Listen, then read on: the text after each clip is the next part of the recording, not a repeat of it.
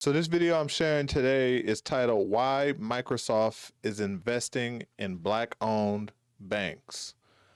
And this video I wanted to share because it comes right off the heels of another video that I posted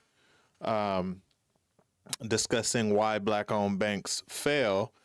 And while there were a lot of positive comments on there, there were also a lot of negative comments calling it racist, and we get those people all the time on the channel that and this coming from Black folks and other groups that it's racist, it's somehow racist to support our own. All right, so I wanted to share this. I'm doubling down on what I believe. Y'all know what I believe here, right? The only way we're going to help ourselves, or the only way we're going to see success in the community is to help ourselves. And these big corporations like Microsoft pouring into our banks, pouring into our communities, we accept that as we should. And I think it's a good thing for everyone. Obviously, they may have their alternative motives for doing so. I'm not sure. Hopefully this video might shed some light to that. But even if they do, this is seen as a positive thing to me. And if big corporations like Microsoft can do it, then everyone can, and everyone should, right? So wanted to share this, doubling down on the fact that the focus needs to be shifted to how to uplift and support the Black community. All right, so y'all let me know what y'all think. It's Ricky Rich for Black Primacy. Please don't forget to like, comment, subscribe, and turn on your notifications. Banks have gained an additional $1.5 billion in lending power since the death of George Floyd, created by a Big banks and major corporations like Yelp, Netflix, and Microsoft announced major investments in Black-owned banks. Well, Black banks have gained an additional $1.5 billion in lending power since the death of George Floyd, created by a $150 million increase in equity capital. These banks attempt to help the so-called banking deserts, or typically minority neighborhoods where brick and mortar banks are far and few between. In a perfect world, you wouldn't have the racial wealth gap, and so you wouldn't have the discrimination that created Black-owned banks in the first place. People of color, African Americans, in this conversation, were historically barred from accessing financial goods and financial services. Discrimination is still there, but it just looks differently. It's not as blatant. It's not just on face value, but there are other things like credit scores. And the Black Bank really kind of emerged as a way of meeting some of those needs. Black-owned banks are so critical when it comes to supporting racial equity initiatives and the Black and African American community. Black banks are far from thriving. Americans who identify solely as Black or African American make up 13.4% of the U.S. population today, but less than 1% of all FDIC-insured banks are considered Black-owned. Are Black banks struggling? Yes. The banks reflect the community in which they are in. So whatever the struggles are of the community, the banks have the same struggle because they're enmeshed in that community. They cannot change it unless the community itself has more wealth. So why are Black-owned banks key to ending racial disparity in America? And what do they need to succeed? The history of banking in America is riddled with incidences of systematic racism. Terms like redlining originate from banking practices that segregated populations of color by denying loans for housing.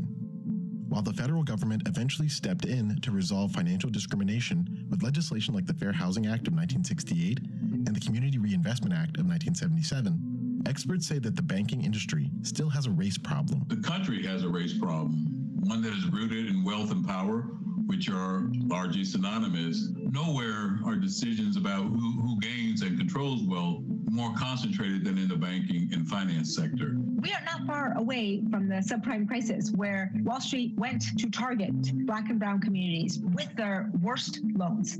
The people who were sold a subprime loan could have been eligible for a prime loan.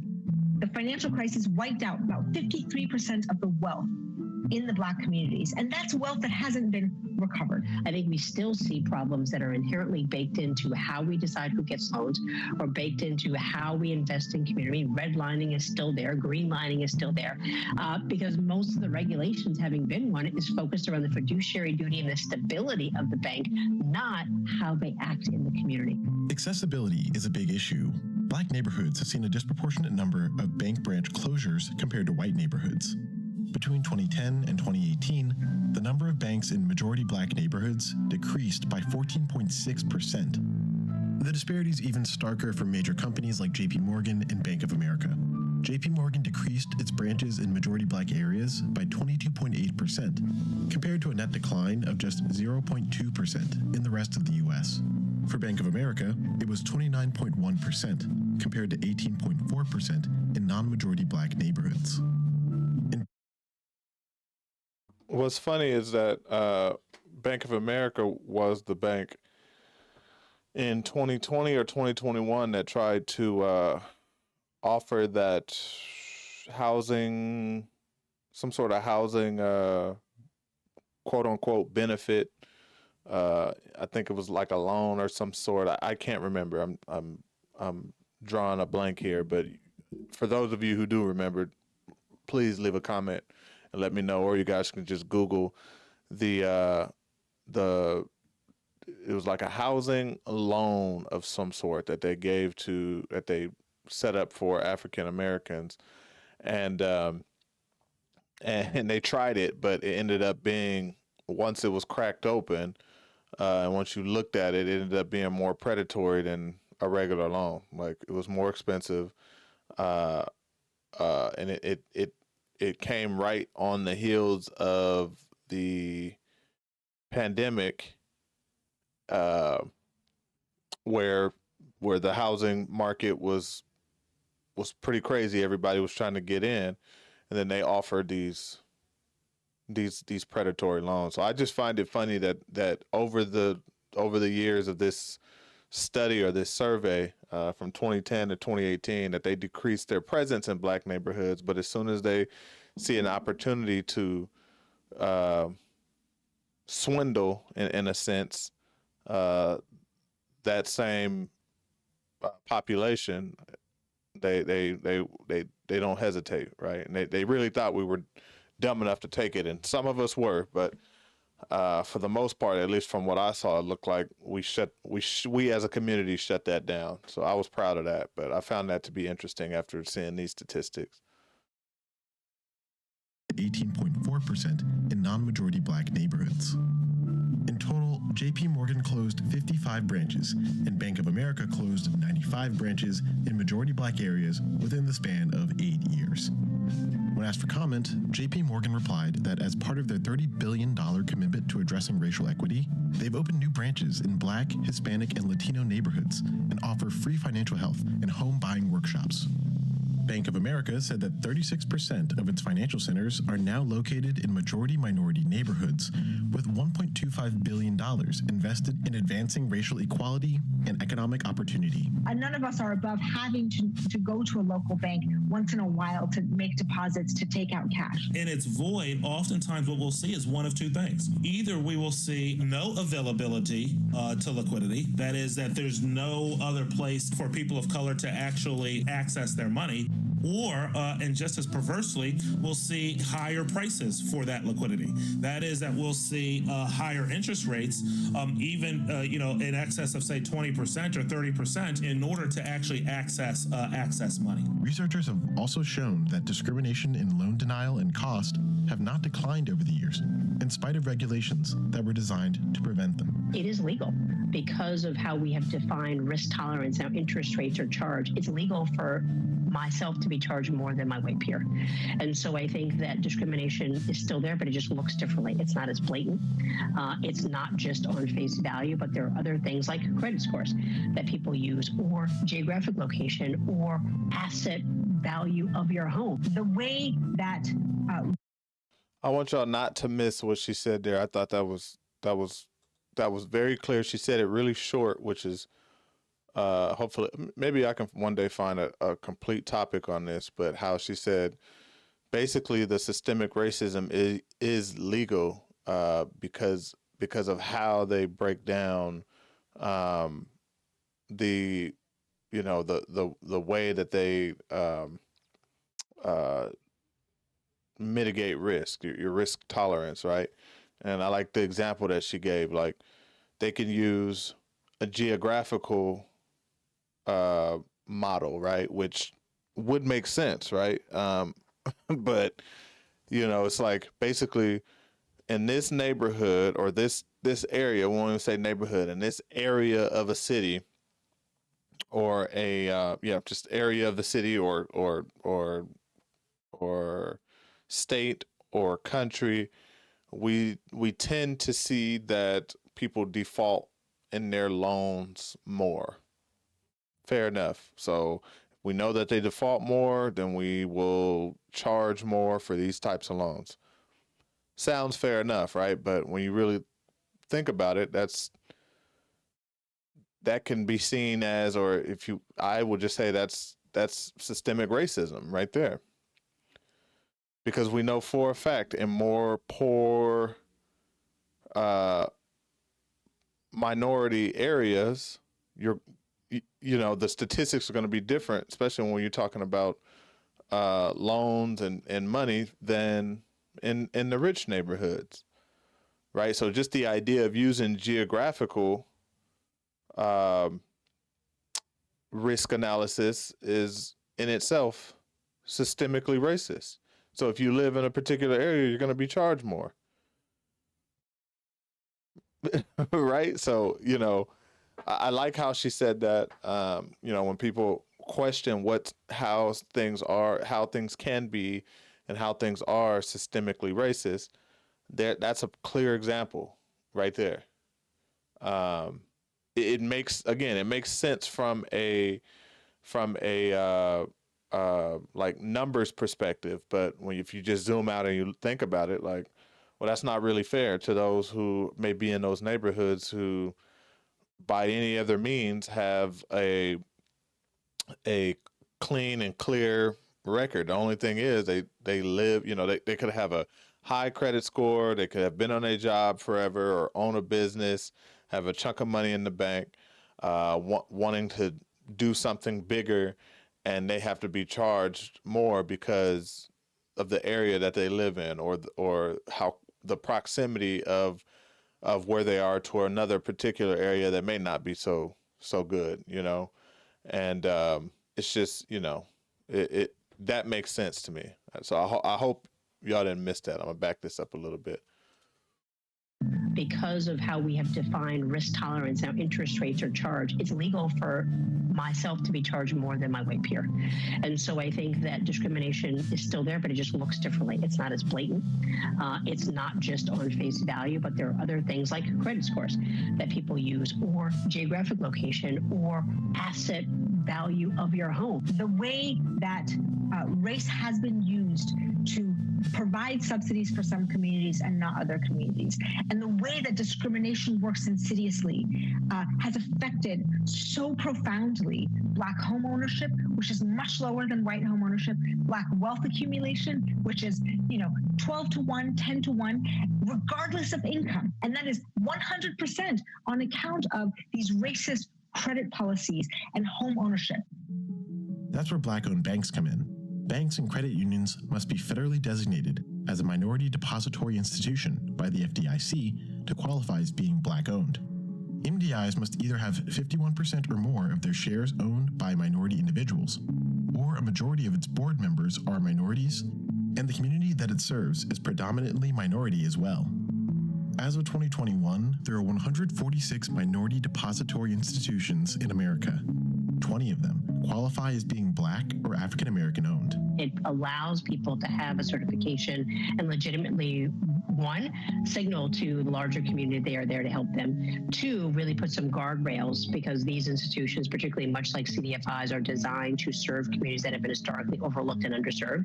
So I would say the benefit of that certification is giving visibility to those folks. And I think it's also kind of elevated the fact that institutions, and certainly the federal government, believes that MDIs have a vital role in society. Besides its designation, Black-owned banks work very similarly to traditional banks.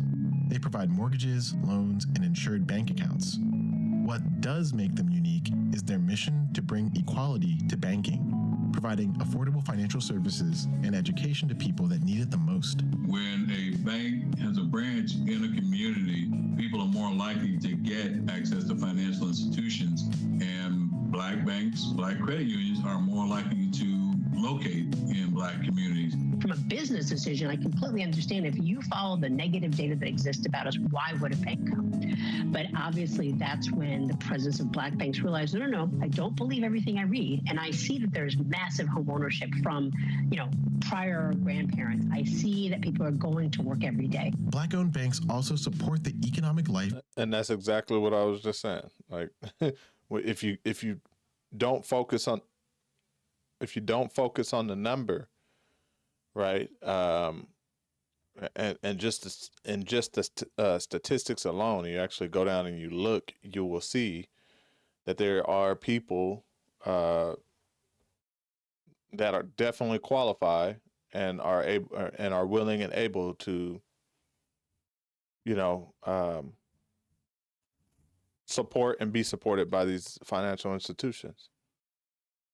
That people are going to work every day. Black-owned banks also support the economic life of the communities they serve by providing much-needed loans for small businesses, nonprofits, and Black home buyers. We found that in the aftermath of the Great Recession, that Black banks on average actually expanded their mortgage credit access at a time in which arguably many financial institutions were actually fleeing the lending space.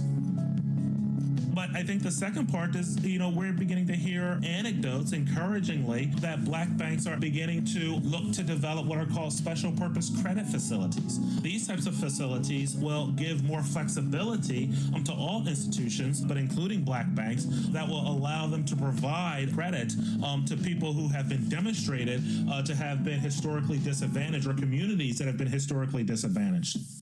The number of Black-owned banks has dwindled immensely over the years. Are Black banks struggling? Yes. The banks reflect the community in which they are in. So whatever the struggles are of the community, the banks have the same struggle because they're enmeshed in that community. They cannot change it unless the community itself has more wealth and has more access, and we have less discrimination as a society. Between 1888 and 1934, there are 134 Black-owned banks to help the Black community. Today, there are only 20 Black-owned banks that qualify as minority depository institutions. While people who identify as solely Black or African American make up 13.4% of the U.S. population, Black-owned banks consist of less than 1% of all FDIC-insured banks in the United States. I think part of it has to do with the broader trend in the banking community. That is that overall, we're seeing the number of banks overall declining and assets being concentrated, particularly in your larger global and more complex financial institutions. Black-owned banks still lack the assets needed to compete against major players. One United Bank manages over $650 million in assets as the biggest Black-owned bank in America. In comparison, JP Morgan and Bank of America each manage asset portfolios that are worth well over $2 trillion.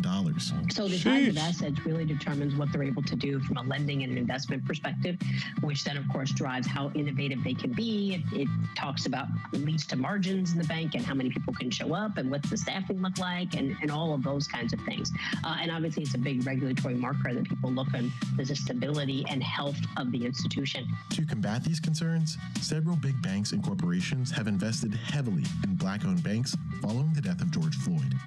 More recently, Microsoft and Truist Financial backed FDIC's new fund to invest in minority-owned banks, each putting in tens of millions of dollars to help its launch. With Microsoft impact investments, we always evaluate investments on impact first, then risk, then return. So really, the driver here is what impact can we drive? The FDIC and Truist have been, critical partners in driving this forward for mission-driven bank. Most experts remain cautiously optimistic about the recent investments made to Black-owned banks, but agree that there's still work to be done.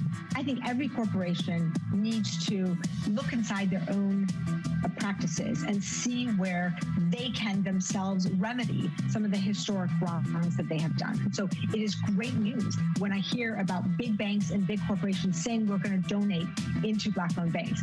A better way to get at this would be to look at the way that their institution has helped propagate, has helped perpetuate the racial wealth gap, and to fix, to repair, to apologize for. But what's most important to the survival and success of Black-owned banks is the support and attention from average consumers. I can't imagine that this country would want to lose and minimize our opportunity to create wealth for ourselves and for the communities around us. And with the demographic shifts and recognizing that I call Black and brown people the new majority, we're the fastest growing segment of the population. And if you take it down to businesses, Black women are the fastest growing entrepreneurs in this country. Not the same rate, but they're there. So from a quantitative perspective, I think everybody in this country should begin to care about Black communities, because we are indeed taking over in a good way. States have already flipped where Black and brown people are the majority. And so as you think about the long-term economic viability and competition, it's important that we invest.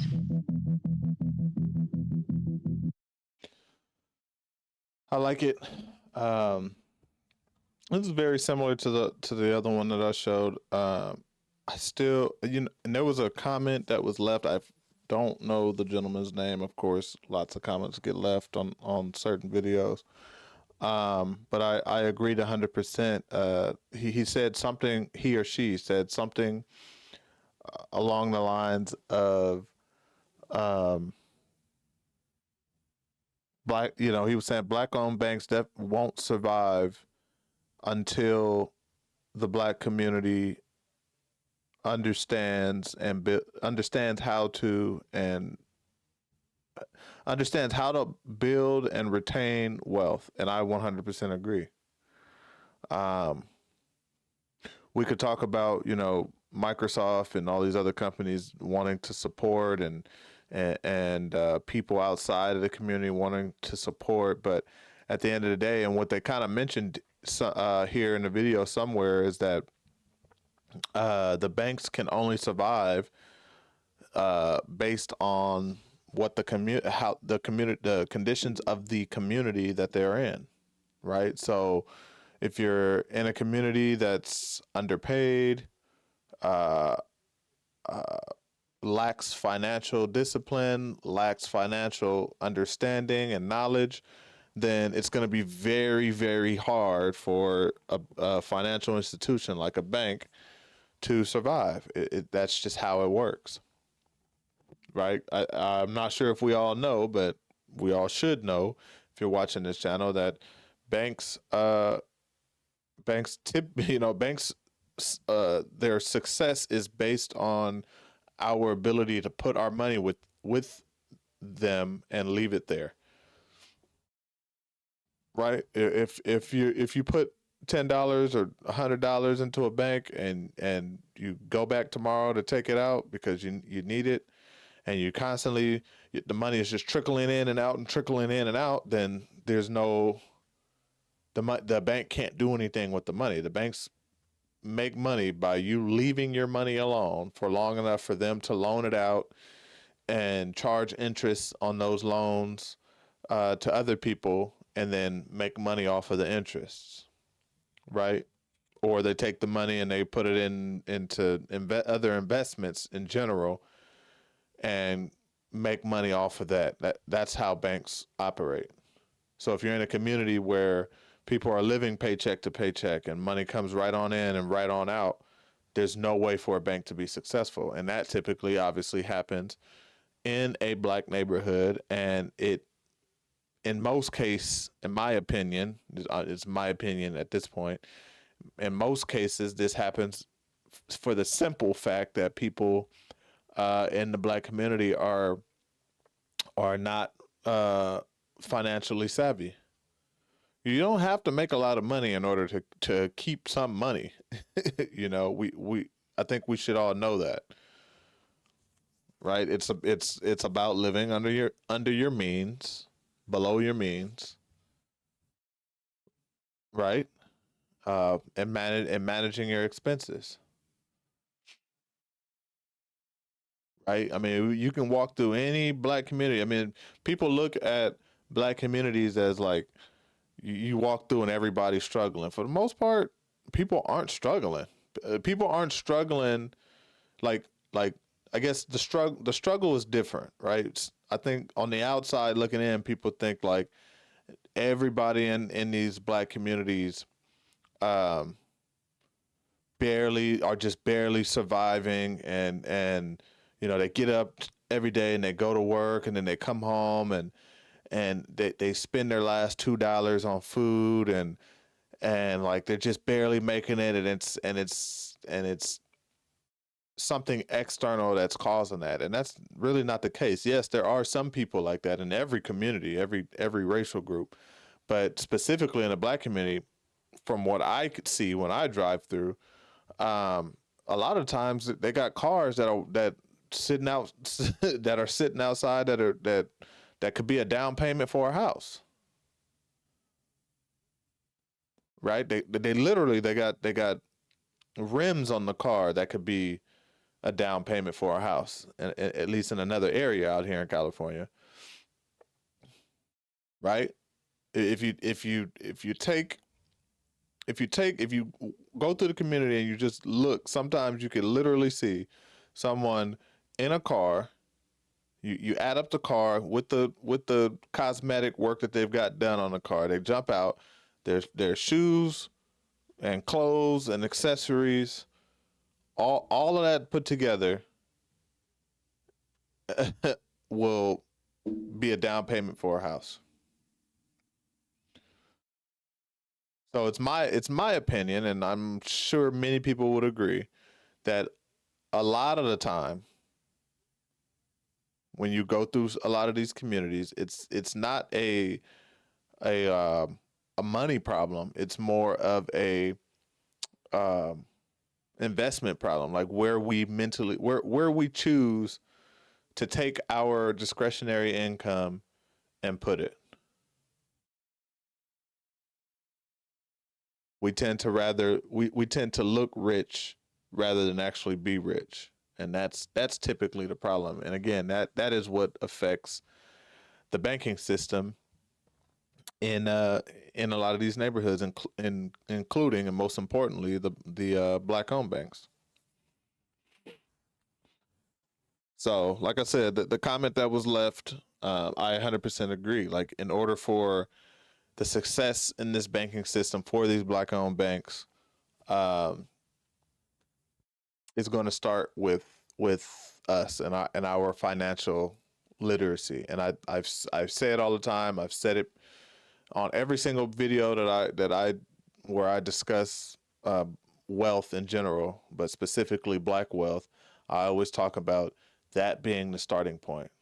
Again, you've heard me say it before regarding reparations. This is the reason why I say we as the black community are not ready for reparations in the form of cash, because we don't know how to manage money. I hope you guys can understand that. Like, the idea behind getting a big lump sum of money and not knowing what to do with it, or not having a plan, or not having the literacy behind it, that money will just disappear. And that's my biggest concern.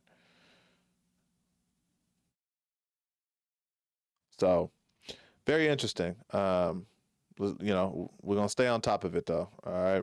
Y'all let me know what y'all think though. All right. It's Ricky Rich for Black Primacy. Please don't forget to like, comment, subscribe, and turn on your notifications.